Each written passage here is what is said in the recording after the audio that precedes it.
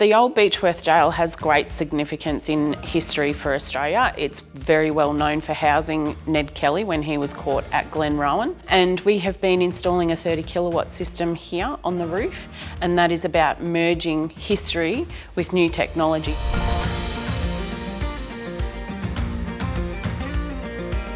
The Beechworth Jail is incredibly significant to the local area here and across the country really, because of its bushranger heritage and tie-in with Ned Kelly and the Kelly Gang. And it's also been one of the big employers locally in Beechworth across the years as well. It's a significant building in the country, so it's really a central pivotal point and a recognised point for the community, and they all feel ownership of it or connection to it.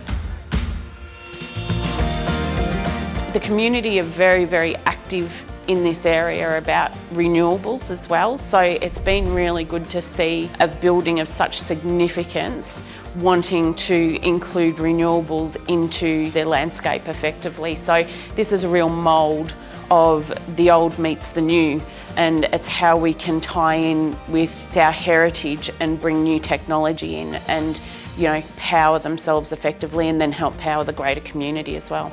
This actually forms part of Totally Renewable Beechworth's 100% renewable energy goal. So they have a plan on how they can reach 100% renewable, and this plays a big part of that, and being able to generate more energy locally and seeing greater uptake and including businesses into that is really quite exciting.